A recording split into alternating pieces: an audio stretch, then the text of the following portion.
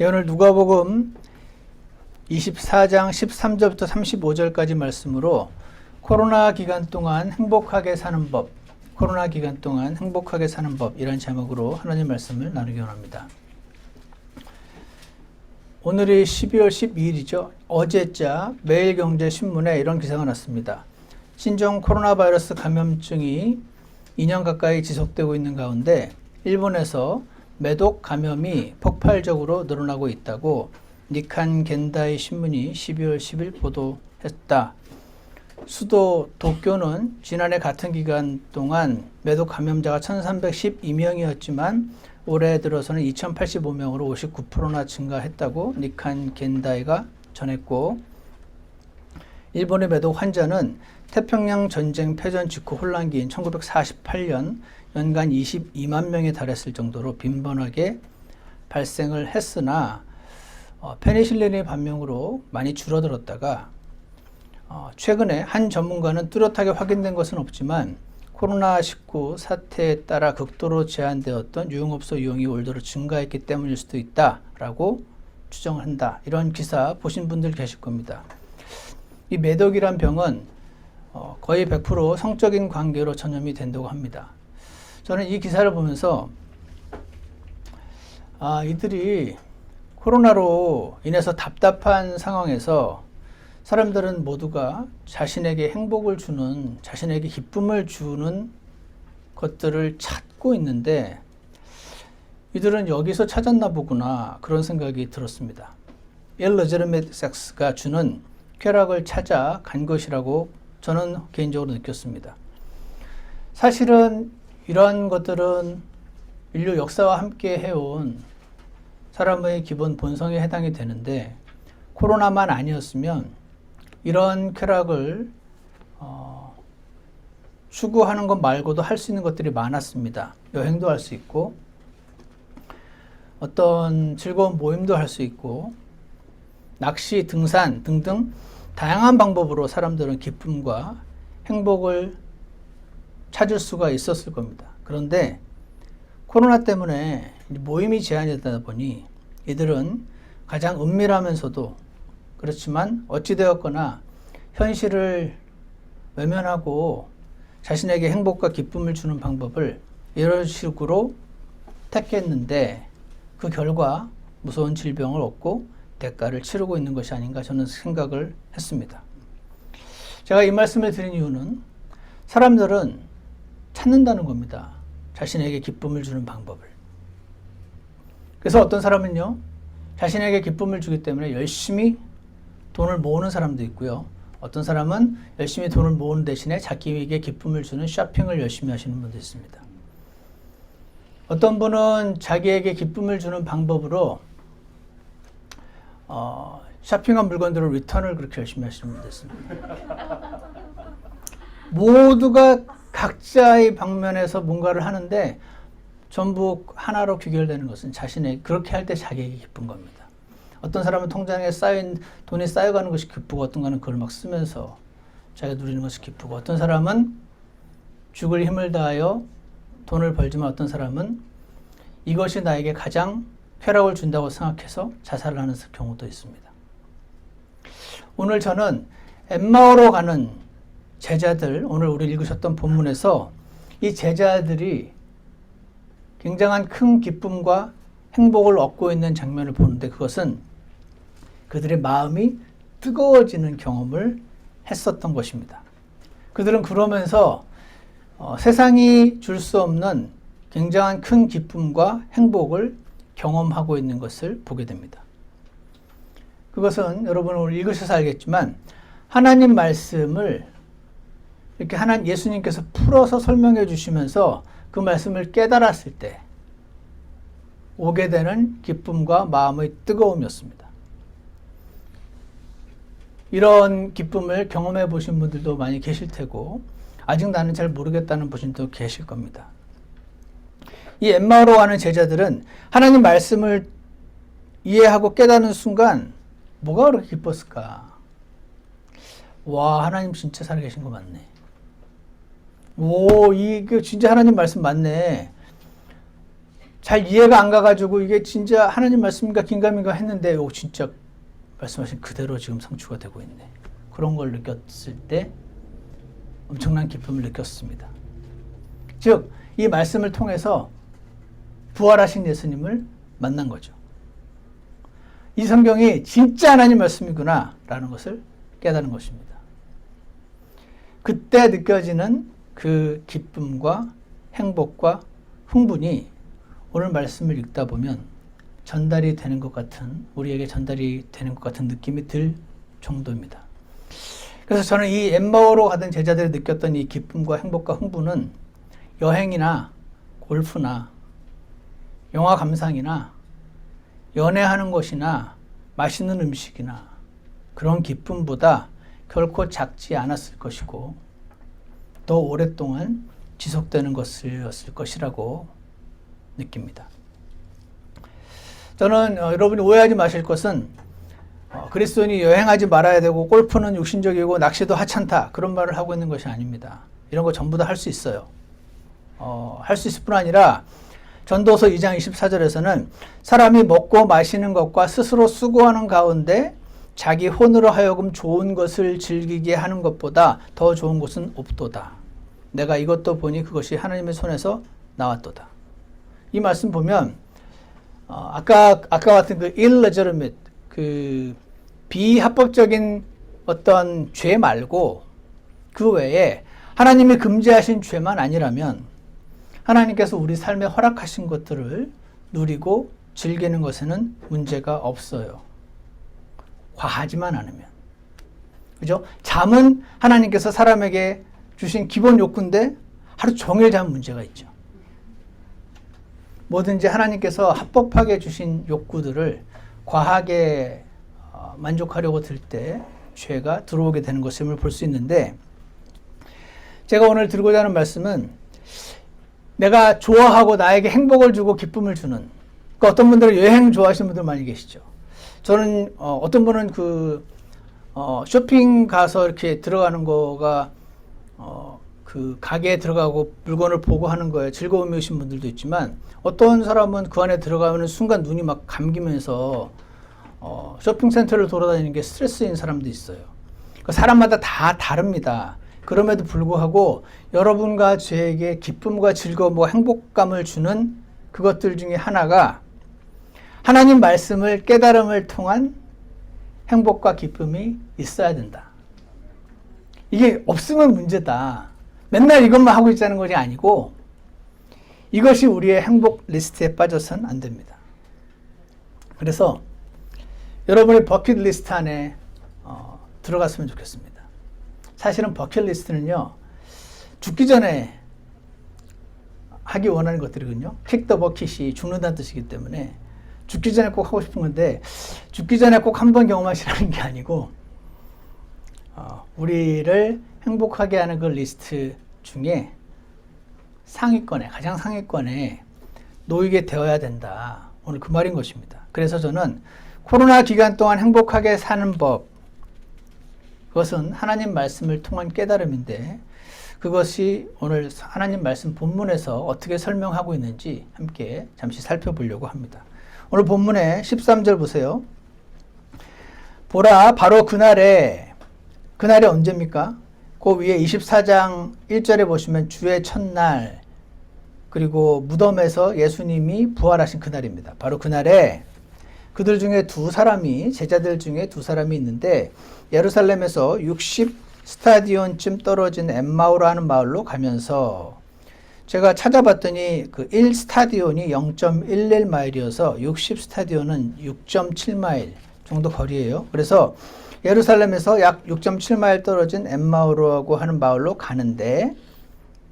가면서 일어난 이 모든 일들에 관하여 함께 이야기를 하면서 가고 있었습니다. 15절에서 그들이 함께 이야기를 나누며 의논할 때 예수님께서 친히 가까이 오사, 예수님이 부활하셨어요. 친히 가까이 그들에게 다가오셨습니다. 그들과 같이 가셨습니다. 길을 가던 일행처럼 합류하신 겁니다. 16절, 그들은 눈이 가려져서 그분을 알아보지 못하더라 라고 기록이 되어 있습니다. 여기 눈이 가려졌다 라고 되어 있는데, 이 표현이 수동태입니다. 누군가가 눈을 가렸고 나의 눈은 가려진 겁니다. 누가 가렸죠? 하나님이 가리셨습니다. 하나님께서는 가끔씩 이렇게 사람의 눈을 가리셨다가 여시기도 하고 그 열게 될 때 이전에 가려졌을 때는 결코 느끼지 못하는 참된 기쁨을 누리게 하셔서 이 눈이 떠지면서 가렸던 눈이 열리면서 보게 된 아름다운 하나님을 통해서 사람들을 자신에게로 이끄시는 것을 우리가 볼 수가 있습니다. 예전에 바울도 그랬죠. 바울은 다마스커스로 올라가는 길에서 부활하신 예수님의 영광을 보았는데 눈이 멀어버렸습니다. 그때 사도행전 9장 18절에서 즉시 그의 눈에서 비늘 같은 것이 떨어지고 그가 곧 시력을 받으니라 라고 되어 있습니다. 이때는 피지컬 사이트, 진짜 눈의 시력이 가려졌다가 보게 된 것이고, 지금 제자들은 스피리추얼 사이트, 그냥 눈은 멀쩡했는데 영적인 실체를 볼 수 있는 눈이 가려져 있었다 하는 것입니다. 그래서 17절에 보시면 그분께서 그들에게 이르시되 너희가 걸으면서 서로 주고받는 이것들이 무슨 대화이기에 너희가 슬퍼하느냐? 라고 물으십니다. 전 이 말씀 보면서 능청스러우시다. 본인 얘기하고 있는데 짜잔 나야 안 그러고 무슨 얘기야 이렇게 물으시는 거 다 하시면서 그래가지고 18절 그들 중에 한 사람과 글로바라는 이름을 가진 자가 대답하여 그분께 당신은 예루살렘에서 단지 나그네로 있기 요즘 거기서 일어난 일들을 알지 못하느냐 하거늘. 야, 최근에 이 예수님이란 분이 죽고 막 로마의 시민권자들은 죽지 않는 그 가장 고통스럽고 수치스러운 그 십자가형에 죽었고, 우리 민족 대표들이 죽이라고 막 난리를 치고 이 사건이 엄청 시끄러웠었는데 당신 이 사건 모르냐? 어디서 왔길래 이 사건을 모르느냐? 이렇게 지금 묻는 것입니다. 19절에 그분께서 그들에게 이르시되 무슨 일들이냐? 계속 모른 척 하시죠? 그들이 그분께 이르되 나사렛 예수님에 관한 일들이니라. 그분은 하나님과 온 백성 앞에서 행동과 말에서 능력 있는 대언자였는데 20절 수제사장들과 우리의 치리자들이 그분을 넘겨주어가 중요합니다. 자, 예수님은 누가 죽였죠? 유대인들이 죽였어요. 유대인 지도자들이. 근데 실제로는 로마 군인들이 로마 사람들의 법에 따라 죽였어요. 그러니까 유대인들과 로마인 즉 이방인들이 합작해서 예수님을 죽인 겁니다. 그래서 그분을 넘겨주어 정죄받아 사형 죽게 하고 십자가에 못 박았느니라 이렇게 말을 하면서 21절 우리는 그분께서 이스라엘을 구속할 분이시라고 믿었노라. 이 모든 것 외에도 오늘은 이런 일들이 이루어진 지 사흘째 되는 날이요. 또 우리 일행 중의 어떤 여자들도 참으로 우리를 놀라게 하였으니 그들이 일찍 돌무덤에 갔다가 그분의 몸은 보지 못하고 와서 말하기를 자기들도 그분께서 살아계신다고 말한 천사들의 환상을 보았다고 하였으며 이게 도대체 무슨 말인지 여러분 두 제자가 하는 말을 잘 들어보시면 이들의 생각에 예수님이 부활하셨을 거라는 거는 1도 그들의 머릿속에 없습니다. 무덤에 갔는데 예수님이 안 계시더라. 그러면 와 예수님 살아계실 때 부활하신다 그랬는데 진짜 살아난 건가? 이렇게라도 느낀 사람조차 없습니다. 도대체 어디 간 거지? 누가 훔쳐간 거지? 이들의 머릿속에는 죽었던 사람이 일어나서 살아난다는 거는 이 시대의 내추럴리스틱 세계관, 자연주의적 세계관, 이 세상에 기적은 없어. 기적같이 보이면 사실은 다 원인과 결과가 있는 거야 라고 하는 사이언티픽 마인드에 젖어 있는 많은 사람들처럼 절대로 일어날 수 있을 거라고 생각조차 안 했고 예수님이 자신이 부활한다고 말했을 때 네네 무슨 뜻이 있겠지 이것도. 어차피 모르는 말이 너무 많았기 때문에 이것도 뭔 뜻이 있겠지라고 생각했었던 것을 보게 됩니다. 그랬을 때 이들은 이렇게 지금 표현하고 있어요. 그분이 이스라엘을 구속할 분이라고 믿었다요. 21절에 이스라엘을 구속할 분이시라고 믿었다. 이게 무슨 말이냐면 이 구속하다가 redeem인데 루트로라는 단어인데 이게 liberate 해방하다 from an oppressive situation. 그러니까 예수님을 당시 유대인들은 물론 믿었지만 political leader로 믿은 겁니다.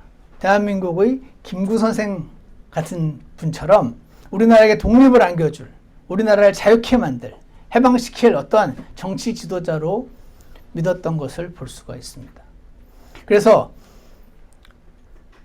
사도행전 초반, 중반이 될 때까지 유대인들 크리스찬들의 인식은 예수님은 그냥 폴리티컬 리더예요. 근데 되게 특별한 능력이 있는 분. 옛날에 모세처럼. 모세가 이집트에서 우리를 자유케 한 것처럼 예수님이 우리를 로마로부터 자유케 할 분. 이렇게 믿고 있었던 것입니다. 그러다가 성령님께서 오시고 이게 유대인의 폴리티컬 리더일 뿐 아니라 전 세계의 구세주의라는 사실을 알고 신약 성경이 사도 바울을 통해서 쓰여지면서 우리는 지금 예수님 하면 구세주, 하나님 이것이 먼저지만 이들에게는 지금 약속되었던 왕, 우리를 자유롭게 할 분, 그걸로 지금 믿었던 것입니다. 그러면서 이제 그런데 예수님이 분명히 죽었는데 시체가 사라지는 사건까지. 근데 그거를 보고 온 여자들이 와서 천사들을 만났다 그러면서 그 천사가 예수님이 죽었지만 부활하셨다라고 말하는 걸 들었다는데 도대체 이게 무슨 말인지 어디까지 믿어야 되는지 지금 그러고 있는 것입니다. 그랬을 때 25절 이에 그분께서 그들에게 이르시되 오 어리석고 대언자들이 말한 모든 것을 마음에 더디 믿는 자들이여. 책망을 하시죠. 26절 그리스도가 이런 일들로 고난을 당하고 자기의 영광에 들어가야 함이 마땅하지 아니하냐 하시고. 여러분 성경에요 앞으로 이스라엘 민족 너희의 폴리티컬 리더 왕이 오는데 그가 고난을 당하고 죽은 다음에 다시 살아날 거라는 말씀이 성경에 기록이 많이 돼 있어요. 근데 왜 이 이스라엘의 성경을 그냥 줄줄줄 암송하고 외웠던 이 사람들은 왜 이걸 몰랐을까요? 왜 그렇죠? 그건요 고정관념이라는 것 때문입니다. 사람은 절대로 죽었다 살아날 수 없어 라는 고정관념이 너무 세면 예수님이 죽었다 살아난다는 말 할 때 진짜로 죽었다가 살아난다고 이렇게 나가는 게 아니고 이건 뭔 말이야. 그냥 귀를 들어오지만 딴 귀로 가버리는 겁니다. 이해가십니까? 그러니까 내 생각이 너무 강한 거예요. 그러니까 도대체 그 말이 무슨 말이에요? 그 말은 당신 진짜 죽었다 살아난다는 말입니까? 어떻게 사람이 그럴 수가 있습니까? 이렇게 묻는 사람이 없었다는 거죠. 이게 뭔 말이야? 뭔 말이겠지 하고 구약 성경에도 계속 나와 있는데 예를 들어서 이사야서 53장 3절에 제가 읽어드릴게요. 그는 사람들에게 멸시를 당하고 거부되었으며 그러면은 이 고정관념이 없으면 폴리티컬 리더 우리를 로마로부터 해방할 분이 오실 건데 사람들에게 거부되는 거구나. 도대체 누가 거부하지? 이렇게 생각하는 사람이 없는 거예요. 없고 그냥 이분은 우리를 구속하실 분인데 거부된다는 말이 읽긴 읽었지만 머릿속에서 남지 않고 궁금하지 않고 사라져버리는 겁니다. 시편 22편 1절에서도 나의 하나님이여 나의 하나님이여 어찌하여 나를 버리셨나이까 라는 이 메시아가 앞으로 오셨을 때 하시게 될 말을 타입으로 그 모형으로 보여주고 이런 말씀도 보면서 메시아는 왕인데 왜 이런 고백을 하는 걸까? 라고 궁금조차 하지 않는 겁니다. 궁금조차. 그냥 읽고 사라지는 겁니다. 메시아는 그냥 우리에게 축복을 가져다 할 뿐. 우리를 로마 제국보다 더 높은 나라로 만들어줄 뿐. 그것만 자꾸 그게 좋잖아요. 좋은 거. 좋은 것만 자꾸 붙잡고 싶은 겁니다. 듣기 싫은 소리는 자꾸 사라지는 겁니다. 스가랴서 13장 7절에서는 목자를 치라.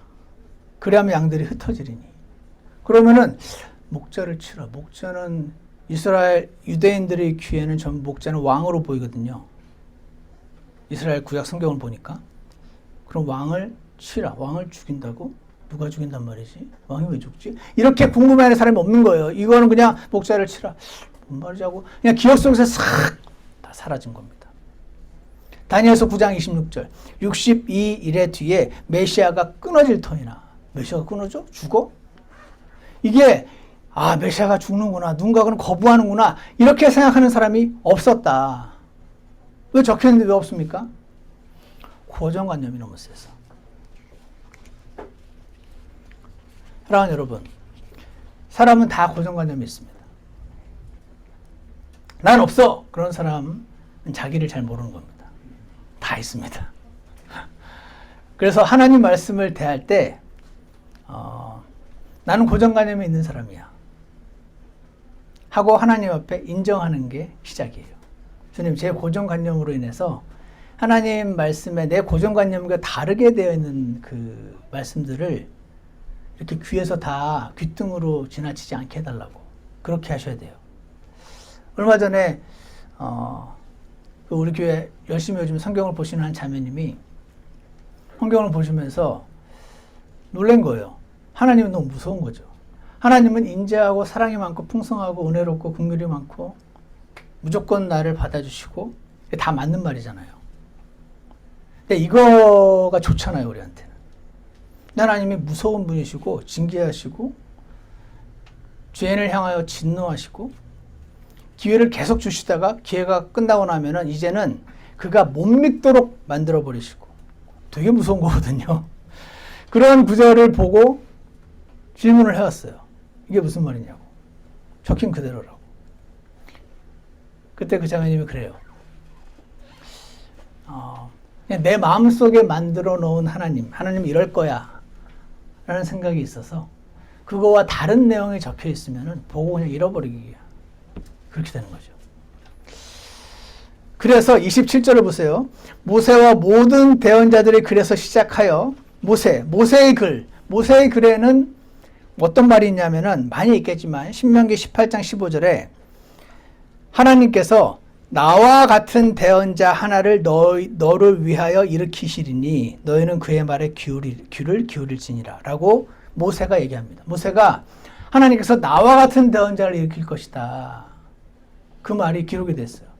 그래서 모세가 홍해를 통과하는 바다를 물의 기적을 이루었던 모세처럼 예수님께서 바다 위를 걸으셨고 모세가 광야에서 만나를 통해서 그들에게 빵을 먹였던 것처럼 예수님께서는 오병이어의 기적과 본인 자신이 하나님으로부터 내려오신 생명의 빵이라고 말씀하시고 모세가 이집트로부터 그들을 redeem 했던 것처럼 이 이스라엘 백성을 로마 제국으로부터 redeemer로 오실 분 그분이 나와 같은 대언자가 오시는데 너희는 그분의 말을 잘 들어라 라고 했지 않느냐. 여기서 말했던 그가 바로 나다.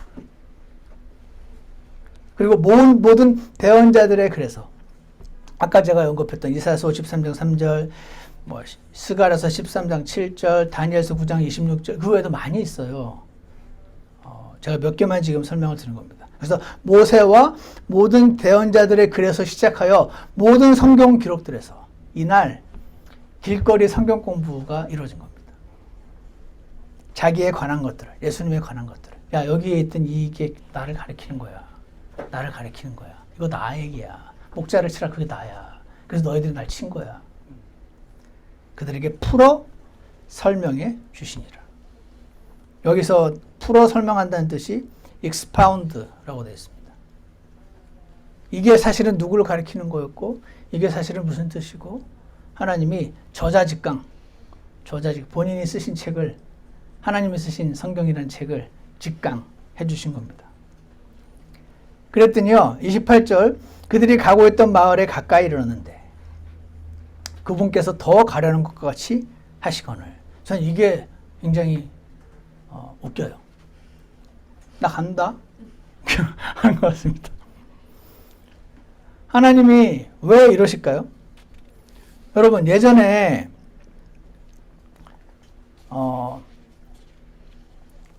제자들과 함께 그 갈릴리 바다를 건너가실 때에 예수님께서 물 위를 걸어오신 적이 있었어요.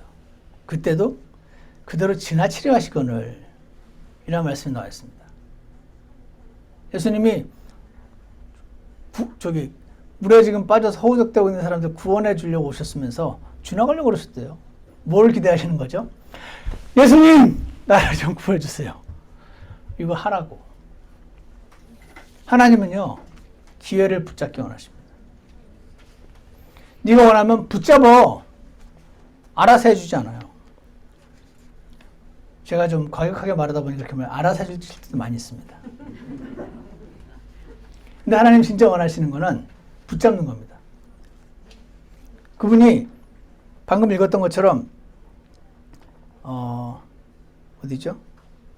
29절 28절 가까이 이르는데 그분께서 더 가려는 것 같이 너희 나 붙잡으면 내가 있어주고 더 듣기 싫으면 그냥 간다 하신 겁니다. 그랬을 때 29절 그들이 그분께 강권하여 이르되 제발 여기서 같이 먹읍시다. 나 좀 더 알려주세요. 아까 성경을 풀어서 설명하시는데 마음이 너무 뜨거워지는데 나 좀 더 하고 싶은데요. 이걸 하는데 그렇게 말하면 너무 나만을 위해서 말하는 것 같으니까 때가 저물어 가고 낮이 많이 지났으니 당신도 좀 쉬어야 되지 않습니까? 해서 붙잡았을 때 붙잡으면 또 예수님 붙잡혀 주세요.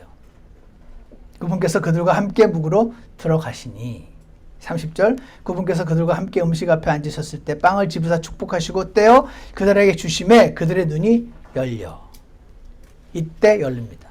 아까 길에서 성경 말씀을 풀어서 여기 신명기 18장 15절에서 나 같은 대자가 바로 나야 예수님이야. 이사야서 53장 6절에는 이 존재가 바로 나야. 스가랴서 13장에 있던 그 목자를 칠할 때 그 목자가 나야. 이거 설명해 줄 때는 마음이 막 뜨거워지는 거 막 기쁨이 몰려오긴 했는데 아직 눈은 안 열렸었어요. 근데 그들이 붙잡았을 때 주님 당신이 제가 필요합니다. 여러분 하나님의 은혜로 너무 쿨하게 하지 마세요. 사랑하는 여자가 나를 버리고 간다고 할 때 가? 나는 오는 사람도 안 붙잡지만 가는 사람도 안 붙잡아. 이거 쿨한 거잖아요. 하나님에게는 그렇게 하시면 안 됩니다. 주님 이 알려주셔야 나를 삽니다. 저를 도와주세요. 이렇게 하셔야 됩니다. 그래서 눈이 열려 그들이 그분을 알아봤어요. 와 진짜 예수님이셨군요. 사랑하셨군요 하는데 그분께서는 그들의 시야에서 사라지셨더라. 자 여기서 우리가 붙잡는다고 항상 예수님을 붙잡을 수 있는 건 아니구나 하는 걸 알 수 있습니다. 하나님이 원하시면 붙잡혀 주시고 때로 안 필요하면은 그냥 사라지시기도 하는구나. 그러니까 내 입장에서는 어떻게 해야 됩니까? 지금이 과연 붙잡혀 주실 타이밍인가 그냥 가실 타이밍인가 고민하지 마시고 그냥 붙잡으시기를 바랍니다. 하나님은요 기회를 붙잡기 원하십니다. 너 나 원하냐? 붙잡으라고 하십니다. 적극적으로 붙잡을 때가 필요하다는 것입니다. 붙잡으려면요 의지를 써야 돼요. 네, 여러분 의지 있죠? will. 의지를 쓰지 않으면 어떻게 되는지 아십니까? 사탄이 내 의지를 자꾸 흔듭니다. 그러면 이제 무기력해집니다. 굉장히 무기력해지고요. 굉장히 슬퍼지기도 하고요. 내가 너무 불쌍하고 그런 상태에 떨어지게 됩니다. 의지를 쓰셔서 하나님을 붙잡으셔야 그분이 나를 눈을 열어주시는 것입니다. 그래서 32절 보세요. 예수님이 사라지시고 나서 둘이서 얘기합니다. 바로 그 시각에 32절 그들이 서로 이르되 그분께서 길에서 우리에게 말씀하시고 우리에게 성경 기록들을 열어주실 때 우리 속에서 마음이 뜨겁지 아니하더냐. 마음이 뜨겁지 아니하더냐. 내 눈이 열렸을 때 마음이 뜨겁고 와, 진짜로 이렇게 기록이 돼 있네. 그대로네. 라는 걸 깨달을 때 이것은 내가 잘 모르던 하나님 말씀을 지적으로 이해한 지적인 욕구가 채워지는 것만이 아닌 것이 확실하다고 저는 믿습니다. 이걸 이해가 되고 설명이 될 때 뭐를 느끼냐면 와, 하나님 진짜 계시네. 물론 나는 하나님 계신 거 믿고 있었지만 더 확실하게 알게 되는 겁니다. 하나님을, 이 성경이 진짜 하나님이 쓰신 거네. 물론 하나님이 쓰신 거 알고 있었는데 진짜로 느끼게 되는 겁니다. 이 기쁨이 하나님께서 우리에게 반드시 얻기를 원하시는 기쁨이시다 하는 겁니다. 제가 시간이 없으니까 짧게 설명을 드려야 될 것 같은데 제가 이번 12월 달 우리 그 암송구절이 요한계시록 22장 5절이잖아요. 그래서 이번 12월 아니면 1월 중에 요한계시록 22장 그 1절부터 5절 그 부분을 공부를 해서 하나님 말씀을 전해야겠다라는 생각으로 요한계시록 22장을 읽는데 늘 예전부터 궁금했던 구절이 또 궁금해지더라고요. 뭐가 궁금했냐면 22장 2절에 그 도시 22장이면 이제 천년왕국이 지나고 나서 영원으로 들어간 상태예요. 지금 우리가 교회 시대에 살고 있잖아요. 교회 시대를 살고 있다가 휴거가 있겠죠. 그리고 적그리스도가 조약을 맺겠죠. 그리고 7년간 환란 기간이 펼쳐지잖아요. 그다음에 예수님이 오시죠. 천년 동안 천년왕국이 있죠. 천년이 끝나고 나면 영원으로 들어간다. 이렇게만 나와 있어요. 이 부분은 그 말씀하신 성경 구절이 개수가 많지가 않아가지고 빛이 좀 희미해요. 근데 어쨌거나 요한계시록 22장이 이 천년왕국까지 끝나고 사탄과 그들을 따랐던 사람들도 다 심판을 받고 영원으로 들어간 거라는 거는 학자들이 다 아는 거거든요. 근데 강의 양쪽에 생명나무가 있고 12종류의 열매를 맺는데 그 나무에 잎사귀들이 있는데 그 민족들을 치유하기 위하여 있더라고요. 옛날부터 영혼에 들어갔는데 민족들을 치유하기 위한 잎사귀가 필요하다. 약재가 필요한 거네. 그럼 얘네들 아프나? 병 걸리나? 영혼인데? 이게 뭔가? 궁금을 했었는데 제가 이제 시간이 없어서 나중에 언젠가 설명을 드리겠지만 로버트 토마스라는 분이 이렇게 써놓은 걸 보고 깜짝 놀랐어요. Those who have entered the new heaven and the new earth in an unresurrected state. 그러니까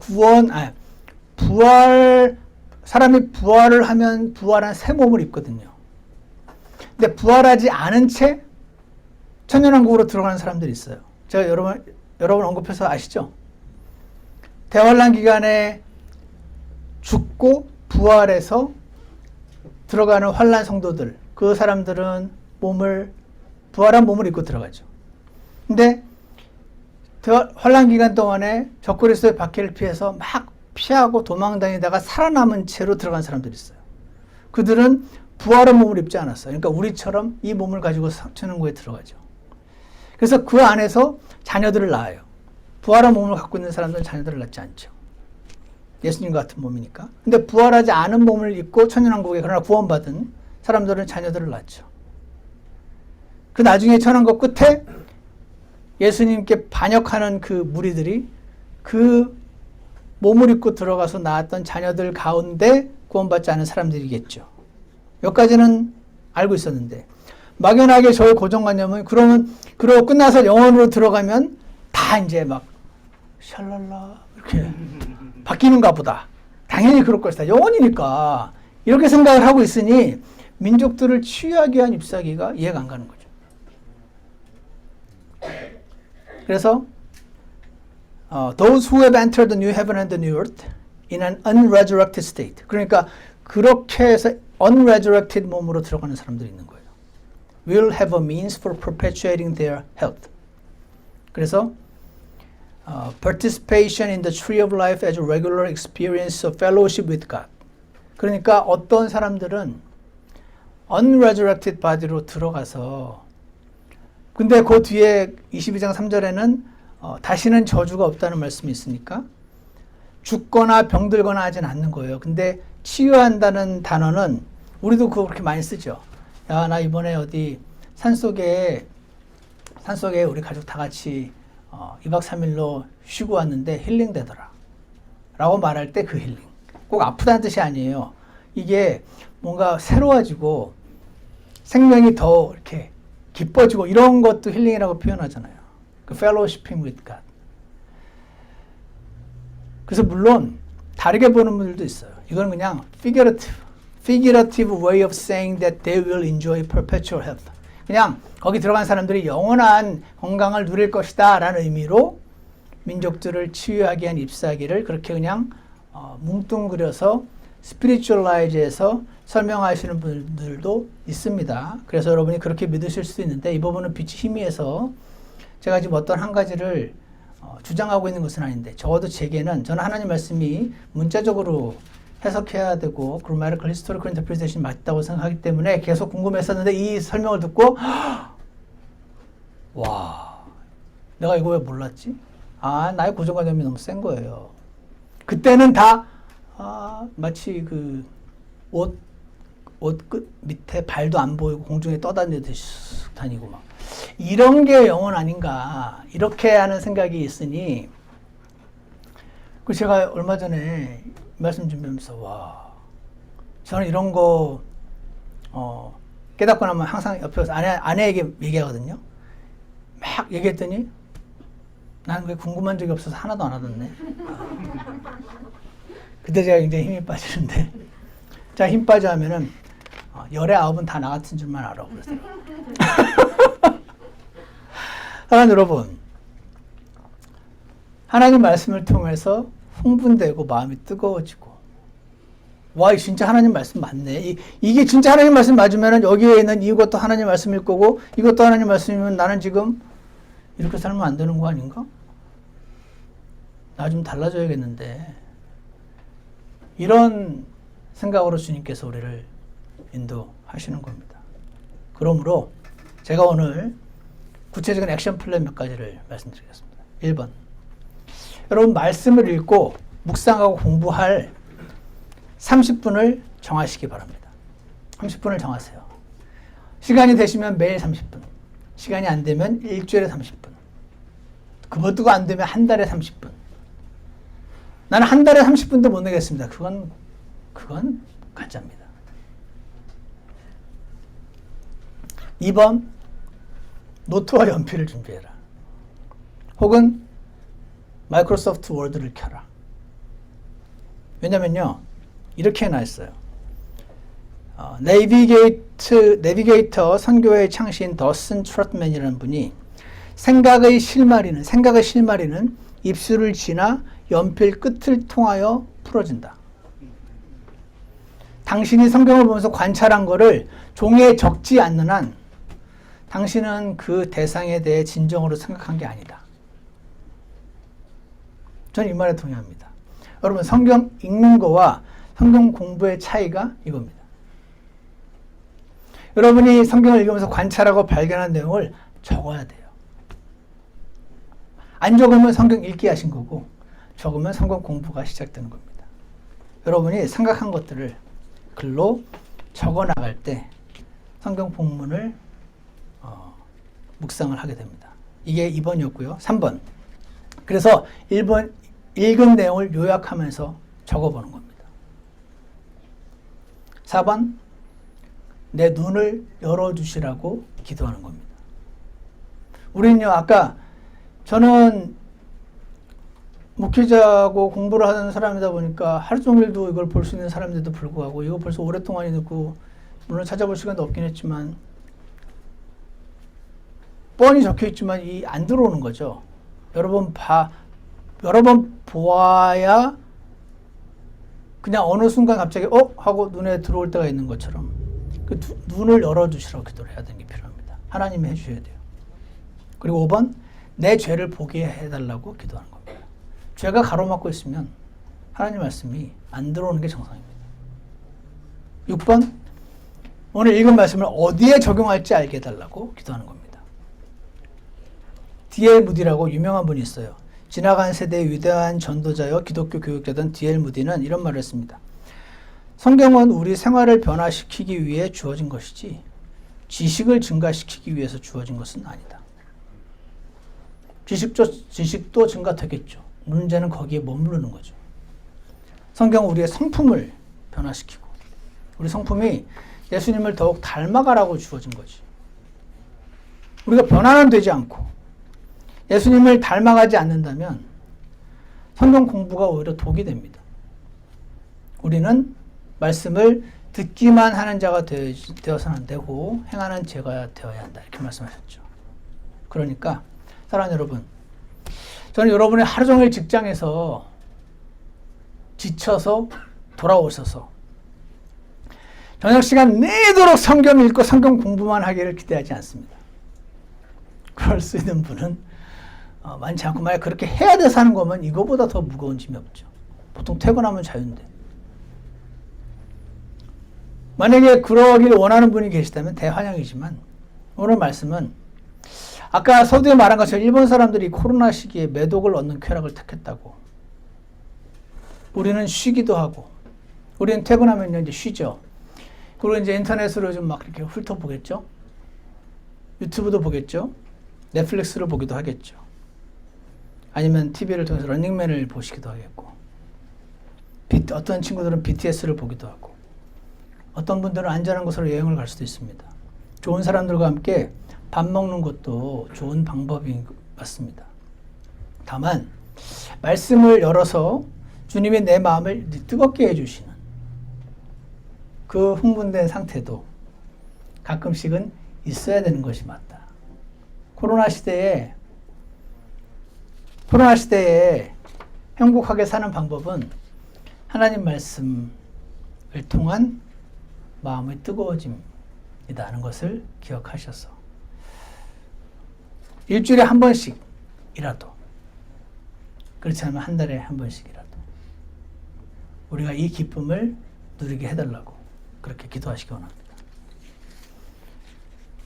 공부하려면 재료들이 필요한데 어떤 것들이 필요한지 나중에 제가 알려드리겠습니다.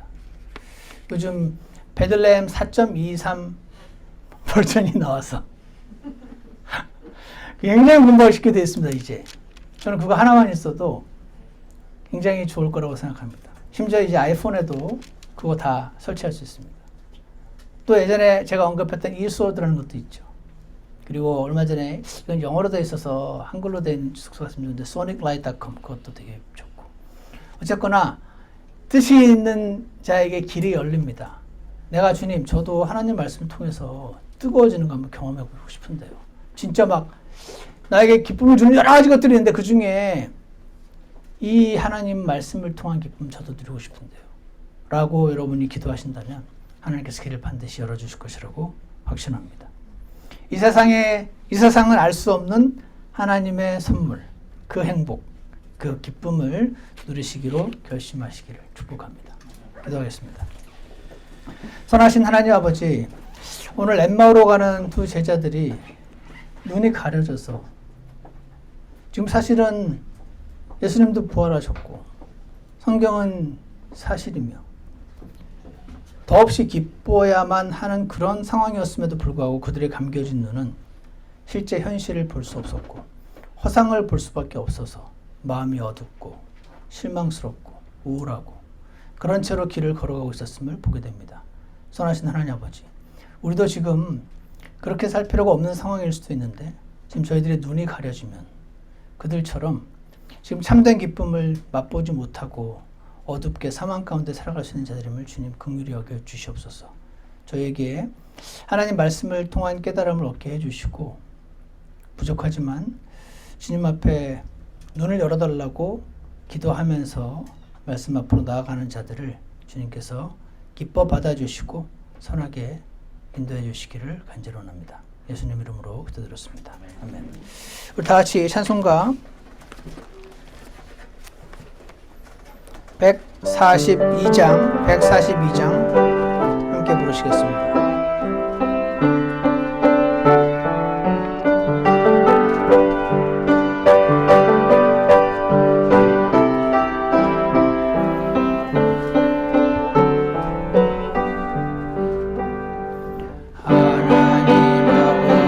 주실 책은 귀하고 중하신 말씀일세. 기쁘고 반가운 말씀 중에 날 사랑한단 말 참 좋도다. 주 나를 사랑하시오니 즐겁고도 즐겁도다. 주 나를 사랑하시오니 나는 참 기쁘다.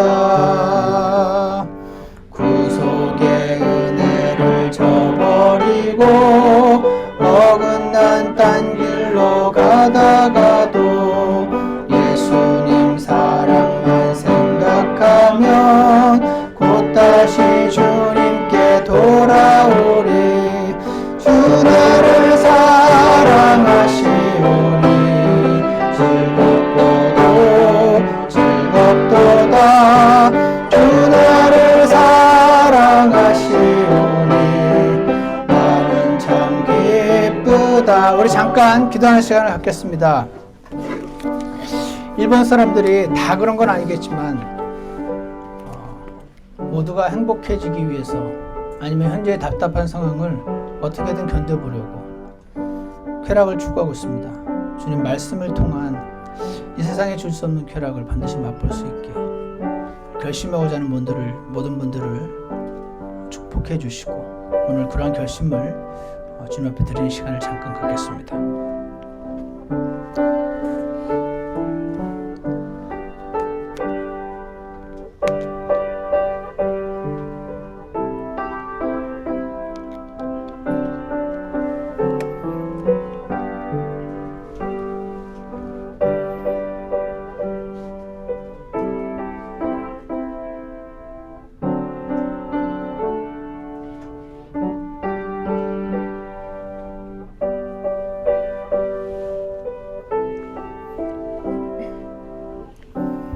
기도가 덜 끝나신 분들은 계속 하시기 바랍니다. 4절 하겠습니다.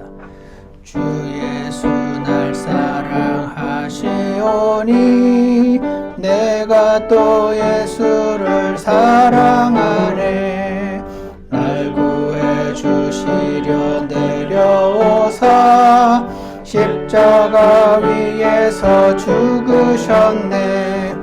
주 나를 사랑하시오니 즐겁고도 즐겁도다. 주 나를 사랑하시오니 나는 참 기쁘다. 5절입니다. 주 예수 날 사랑하시오니 마귀가 놀라서 물러가네. 주 예수 이렇게 사랑하니 우리는 어떻게 보답할까. 주 나를 사랑하시오니 즐겁고도 즐겁도다. 주 나를 사랑하시오니 나는 참 기쁘다. 하나님 아버지, 주님께서 나를 사랑하신다는 것을 주님 우리가 성경을 통해서 알고 있지만 실제로 성령 하나님께서 우리 마음을 주관하시고 우리의 마음을 열어주시고 눈을 열어주셔서 실제로 느끼고 깨달아 알게 해주셔서 그래서 정말 주님을 아는 기쁨을 누리는 저희들 될 수 있게 도와주시옵소서. 하나님께서 마음을 열어주시고 성경을 열어주셨을 때 그들에게 뜨거움과 감사함과 세상이 모르는 그 기쁨을 경험하게 하셨던 것처럼 주님 우리 사랑하는 형제 자매님들 그러한 동일한 기쁨 누릴 수 있도록 주께서 축복하여 주시옵소서. 우리들이 오늘 주님 앞에 드리는 결심을 귀하게 받아주시고 우리의 결심은 약하지만 성령 하나님께서 강하게 하여 주시옵소서. 예수님 이름으로 기도드렸습니다. 아멘. 예배를 마치겠습니다.